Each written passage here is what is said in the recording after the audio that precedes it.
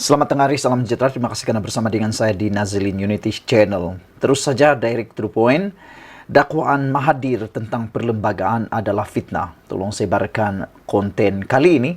Ini dipetik daripada syahbudin.com, satu laman web yang kita boleh percayai. Saudara-saudara sekalian, dakwaan Mahathir tentang perlembagaan adalah fitnah. Pengamal undang-undang berpandangan bekas Perdana Menteri Dr. Mahathir Mohamad telah salah faham apabila mendakwa mempromosikan negara berbilang bangsa bertentangan dengan perlembagaan persekutuan. Peguam perlembagaan Bastian Pius Vendragon berkata, dakwaan Mahathir adalah tidak betul kerana perkara 8 perlembagaan menyatakan bahawa semua orang adalah sama di sisi undang-undang dan berhak mendapat perlindungan.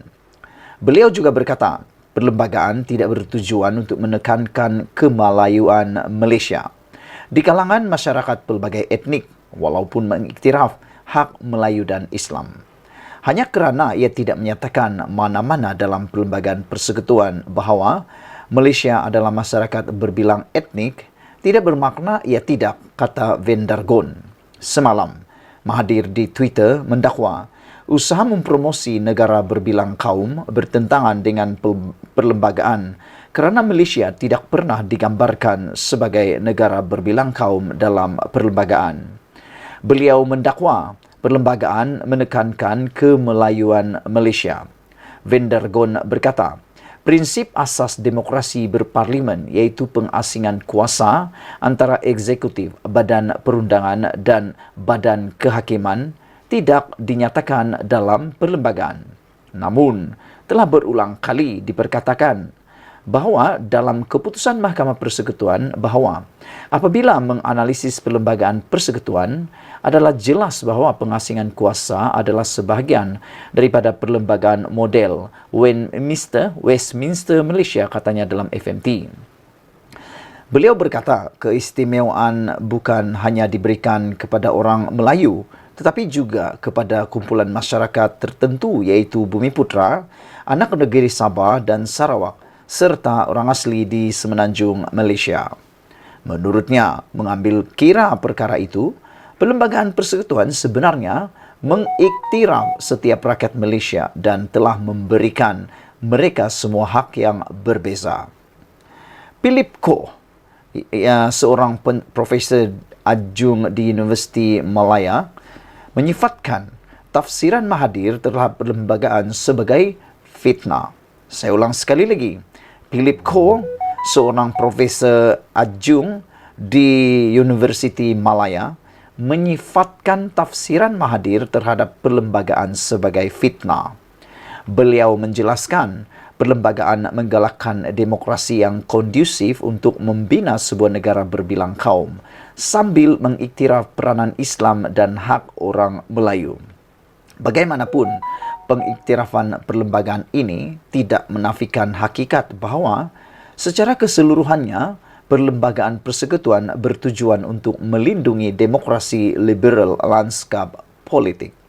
Bagi mengatakan bahawa menggalakkan etnik berbilang kaum bercanggah dengan perlembagaan adalah satu penipuan kepada mana-mana pendekatan tafsiran kepada perlembagaan. Suruhanjaya Red dan Cobalt, latar belakang merdeka dan pembentukan Malaysia, semuanya mengesahkan bahawa kita adalah demokrasi liberal dan bukan autokrasi berasaskan kaum, katanya. Koh berkata, mereka yang menyokong salah tafsir perlembagaan itu boleh menimbulkan keresahan di kalangan rakyat dan memudaratkan kesejahteraan negara. Dipetik daripada syahbudin.com, sumber Free Malaysia Today. Dengan tajuk yang luar biasa, dakwaan Mahathir tentang perlembagaan adalah fitnah. Itu adalah kenyataan daripada pengamal undang-undang. Saudara, menjadi persoalan kepada saya petang ini ialah apakah kenyataan Mahathir berkaitan dengan kepelbagaian kaum ini akan menyebabkan bukan membawa kemenangan kepada Perikatan Nasional yang disokong oleh Mahathir sekarang ini, tetapi akan menyebabkan Perikatan Nasional akan mengalami kekalahan yang teruk Adakah ini ialah turning point untuk PH dan BN menang besar dalam PRN kali ini? Adakah dengan kenyataan dakwaan daripada Mahathir ini membawa kepada turning point kesilapan besar dalam percaturan Mahathir dan Perikatan Nasional? Tinggalkan komen anda, sila tekan butang subscribe. Ikuti terus ulasan selepas ini. Selamat pagi, salam sejahtera. Direct to the point, akhirnya DAP jawab persoalan Mahathir. Antino Lok di dalam jawaban terkini kepada Dr. Mahathir berkata, DAP tak pernah, tak akan persoal Islam sebagai agama rasmi. Ini budak-budak yang menggunakan media sosial yang menabur fitnah. Kononnya DAP, kononnya Anwar Ibrahim, kononnya kerajaan ini, kerajaan yang tidak mengamalkan agama Islam dan tidak mengutamakan bangsa, itu semua adalah bohong. Anwar Ibrahim berkata itu semua pembohongan semata-mata. Saudara-saudara sekalian, apabila kenyataan Tun Mahathir yang paling mengejutkan kita, apabila Tun Mahathir kata di dalam tulisan terkini dia, yang paling saya terkejut ialah bagaimana seorang negarawan seperti Tun Mahathir boleh-boleh menulis. Sebab itu Anwar terpaksa turut manifesto DAP, khusus menjadi tanah Melayu negara pelbagai kaum, dan kata Mahathir, agama Islam, agama rasmi Islam diganti dengan negara sekular, negara yang tidak ada agama rasmi. 22 tahun Mahathir jadi Perdana Menteri, perkara ini dia tak sedarkah? Sekarang bila Anwar Ibrahim jadi Perdana Menteri, baru dia mainkan, putar balik cerita ini. Namun demikian, dengan tangkas dan bergaya, Lok menjawab, DAP tak pernah dan tak akan persoal Islam sebagai agama rasmi. Belum pernah terjadi. Menteri Pengangkutan Anthony Lok membidas Dr. Mahathir Mohamad susulan kenyataan bekas Perdana Menteri itu bahwa tindakan mempromosi negara berbilang bangsa adalah bertentangan dengan perlembagaan persekutuan. Mahathir turut mendakwa Perdana Menteri Anwar Ibrahim terpaksa menuruti manifesto DAP untuk menjadikan negara ini berbilang kaum dan tanpa agama rasmi kerana parti komponen Pakatan Harapan PH itu mempunyai 40 kerusi parlimen. Setiausaha Agung DAP itu menyifatkan kenyataan Mahathir sebagai tidak berasas dan menegaskan bahawa semua ahli parlimen DAP menghormati perlembagaan persekutuan termasuk kedudukan Islam sebagai agama rasmi persekutuan. DAP tidak pernah dan tidak akan mempersoalkan kedudukan Islam sebagai agama rasmi persekutuan yang termaktub dalam perlembagaan persekutuan. Saya berasa amat kecewa dengan dakwaan Tun Mahathir, kononnya DAP akan mengugut Perdana Menteri. Apakah beliau sudah lupa bahawa semasa beliau menjadi Perdana Menteri dari Mei 2018 sehingga Februari 2020, beliau didukung oleh 42 ahli parlimen DAP. Itu persoalan daripada Anthony Lok.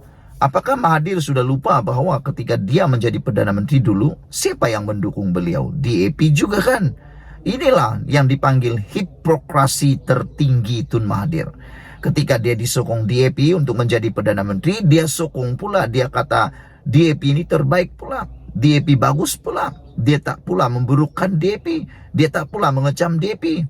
Tapi apabila DAP tak lagi menyokong dia, akhirnya dia kata DAP nak mengubah negara ini menjadi negara sekuler. Bukankah itu sesuatu yang tidak adil? Bukankah ini sesuatu yang dikatakan hipokrasi tertinggi sekali Tun Mahathir? Yang mana bila DAP sokong dia, dia pula suka. Tapi bila DAP tak lagi menyokong dia, dia pula kata DAP akan mengancam Malaysia. Menteri Pengangkutan itu berkata, sejak negara mencapai kemerdekaan, Malaysia terkenal sebagai sebuah negara berbilang kaum dan dapat hidup bersama secara aman. Dia turut mengungkit visi Mahathir untuk melahirkan bangsa Malaysia melalui Wawasan 2020. Mengapa hari ini Mahathir sanggup mengambil satu pendirian yang begitu bermusuhan dengan masyarakat berbilang kaum di Malaysia, kata beliau. DAP tidak akan bermusuhan dengan mana-mana kaum. Kita akan terus berkhidmat demi negara dan memainkan peranan untuk membina sebuah masyarakat yang bersatu pada padu berasaskan prinsip-prinsip rukun negara, kata Anthony Locke.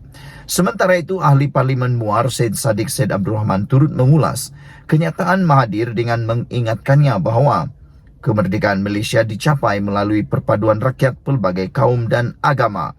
Sabah dan Sarawak bergabung sebagai rakan kongsi yang sama, menunjukkan komitmen kita terhadap keterrangkuman.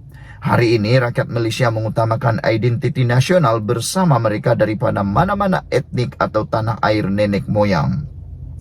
Rakyat Malaysia yang lahir hari ini bangga dipanggil rakyat Malaysia, bukan India atau China. Kesetiaan kami terletak pada Malaysia, bukti kekuatan kami dalam perpaduan, kata Syed Saddiq lagi. Saudara-saudara sekalian, saya tertarik dengan kenyataan daripada Syed Saddiq ini apabila beliau menulis Mahathir lupakah bahwa kemerdekaan Malaysia ini dicapai melalui perpaduan pelbagai rakyat, pelbagai kaum dan agama. Kemerdekaan Malaysia ini, pembentukan Malaysia bukan hanya dibentuk oleh satu-satu kaum, tetapi sama-sama diperjuangkan oleh bangsa-bangsa yang lain juga. Termasuklah, jangan dilupa, daripada Borneo, Sabah dan Sarawak. Seperti yang dikatakan oleh Syed Saddiq Syed Abdul Rahman, rakyat Malaysia hari ini bangga dipanggil rakyat Malaysia, bukan India, bukan juga China. Kesetiaan kami terletak pada Malaysia, bukan di tempat yang lain. Inilah bukti kekuatan kami dalam perpaduan. Kita negara majmuk, jangan dilupa oleh Tun Mahathir. Persoalannya adalah, adakah Tun Mahathir sudah lupa bahwa Tun Mahathir pernah didukung oleh 42 kerusi parlimen DAP semasa menjadi Perdana Menteri? Adakah DAP pernah menarik sokongan daripada beliau atau menggugat kedudukannya? Tidak pernah. DAP tidak pernah menarik sokongan terhadap Mahathir Mohamad. Bahkan 42 ahli parlimen DAP inilah yang tetap menyokong Mahathir menjadi Perdana Menteri. Namun yang meninggalkan Mahathir siapa? Partinya sendiri, yaitu Parti Bersatu juga, yang telah memecat beliau. Parti yang Mahathir kata sekarang ini dia sudah mula berkawan semula. Kawan yang beliau kata sekarang ini dia mau bekerja sama semula. Siapa lagi kalau bukan Azmin Ali dan Muhyiddin Yassin? Di mana salah DAP? Tak tahulah. Saya pun tak tahu di mana salah DAP. Itulah yang saya kata awal tadi. Ini ialah hipokrasi tertinggi Tun Mahathir. Waktu 42 ahli parlimen menyokong beliau, tidak pula dia cakap DAP ini mengancam. Tapi waktu DAP sudah jadi kerajaan dan Mahathir sudah ditolak rakyat, dia pula kata DAP mengancam negara Malaysia. Apa pendapat kamu semua? Sila tinggalkan komen Anda, tekan butang subscribe. Malaysia kita punya, kita jaga sama-sama. Cintai Malaysiaku. Kita jumpa lagi. Bye-bye. Selamat pagi, salam sejahtera. Kita bertemu lagi kali ini. Tun Mahathir, giliran Tun Mahathir kena satu tapak tangan di muka. Apabila Tun Mahathir menuduh DAP sebagai satu ancaman, DAP satu ancaman kepada orang Melayu dan orang Islam, akhirnya kepimpinan DAP tampil menemplak, memberikan jawapan yang pastinya membuatkan Tun Mahathir sendiri geleng kepala dan mungkin akan tak nyenyak tidur. Tapi sebelum itu, saudara-saudara sekalian, saya ingin membacakan kepada Anda. Sebenarnya di dalam DAP ada satu perkara yang ramai tak tahu. Kalau sudah tahu sekarang, tolong sebarkan perkara ini. Apabila Tun Mahathir berkata DAP boleh menjadi ancaman kepada orang Islam dan orang Melayu, sebenarnya dalam DAP ada satu deklarasi yang kita tak pernah tahu. Dasar ini telah pun termaktub dalam satu dokumen penting DAP, yaitu Deklarasi Shah Alam pada tahun 2012 dengan kandungan seperti berikut. Saya bacakan kepada Anda supaya Anda boleh share kepada ramai orang yang saya pun tak pernah tahu, baru pun tahu pagi ini. Deklarasi ini dipanggil Deklarasi Shah Alam. Deklarasi ini menyebut DAP mempertahankan sistem demokrasi berparlimen dan raja berperlembagaan dengan Seri Paduka Baginda yang di-Pertuan Agong sebagai Ketua Negara. DAP komited untuk menjunjung perlembagaan persekutuan sebagai undang-undang yang paling agung negara dan meluhurkannya dalam semangat Merdeka 1957 dan Perjanjian Malaysia 1963. Itu nombor 1. Nombor 2. Memelihara kedudukan memelihara kedudukan istimewa orang Melayu dan bumi putera serta hak-hak kaum-kaum lain seperti yang termaktub dalam artikel 153 Perlembagaan Persekutuan. Nombor 3 di dalam deklarasi Shah Alam ini ialah memastikan kedudukan Islam sebagai agama persekutuan serta kebebasan untuk mengamalkan agama-agama lain dengan aman dan damai seperti yang termaktub dalam artikel 3 dan 11 Perlembagaan Persekutuan. Keempat, memartabatkan bahasa Melayu sebagai bahasa kebangsaan seperti yang termaktub dalam artikel 152 Perlembagaan Persekutuan serta menggalakkan penggunaan dan pengajian bahasa-bahasa ibunda lain untuk membentuk atau membentukkan masyarakat yang cemerlang dan berbilang bangsa dan bahasa. Saudara-saudara sekalian, berdasarkan deklarasi Shah Alam 2012 ini, dari mana celahnya Tun Mahathir mengatakan bahawa DAP boleh mengancam orang Melayu dan Islam. Tak tahu dari mana sudut mana, dari celah mana Mahathir kata promosi negara berbilang bangsa bercanggah dengan perlembagaan. Dalam hantaran terbaru di media sosial Tun Mahathir kemarin, Mahathir sekali lagi membangkitkan isu yang dekat dengan hatinya mengenai ancaman DAP kepada orang Melayu dan Islam. Mahathir berkata apa yang dibangkitkannya adalah perkara yang termaktub dalam Perlembagaan Persekutuan. Kerajaan sekarang mendakwa Malaysia adalah negara demokratik, kononnya ada kebebasan bersuara. Mahathir berkata sebaliknya bertentangan dengan perlembagaan ialah mempromosi negara berbilang bangsa. Mahathir berkata lagi mengulas mengenai DAP, bekas ahli parlimen Langkawi itu berkata, parti itu mengikat Perdana Menteri Anwar Ibrahim dengan jumlah kerusi yang dimenanginya.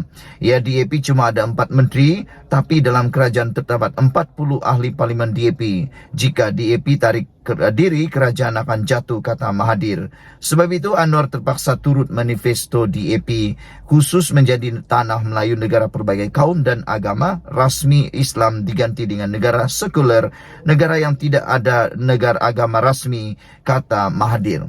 Apa yang dia dakwa ini sebenarnya semuanya tidak berasas. Kerana Tun tidak sedar ke bahawa dalam DAP ini ada deklarasi Shah Alam yang mana mereka menjunjung, parti ini menjunjung semua perkara tentang raja-raja Melayu, tentang perlembagaan, tentang hak kedudukan istimewa orang Melayu, tentang agama Islam sebagai agama persekutuan dan ingin memartabatkan bahasa Melayu. Jadi saya tak tahu dari sudut mana, dari celah mana Tun Mahathir menuduh DAP sebagai ancaman. Cuma satu perkara yang mungkin boleh kita kaitkan, Mahathir sudah kehabisan modal untuk mau menarik sokongan daripada penyokong-penyokong, khususnya orang Melayu dan Islam. Mahathir sedar tiada perkara lain yang boleh memenangkan beliau selain daripada menggunakan isu paling sensasi dan sensitif. Namun demikian, saya sedar apabila saya melihat dan mengkaji keadaan geopolitik semasa Malaysia, apa yang Tun Mahathir utarakan ini mula disedari rakyat Malaysia, dan rakyat Malaysia sekarang sudah tidak berapa melayan lagi tentang isu seperti ini. Rakyat Malaysia sekarang sudah bijak berfikir dan bukan lagi seperti orang maci-maci, paci-paci dulu-dulu yang telan terus, makan terus. Orang-orang sekarang sudah bijak pandai, ditambah lagi dengan media sosial yang sudah mudah diakses, maklumat dan data yang mudah diakses. Bukan macam dulu. Kalau macam dulu kita hanya dengar dalam kempen. Sekarang ini tak perlu datang kempen secara sebuka pun, kita dah tahu apa isi kampanyenya dan kita dah tahu apa isu yang akan dimainkan. Belum sempat Mahathir kata apa-apa, dia dah kalah teruk. Jumpa lagi, bye-bye.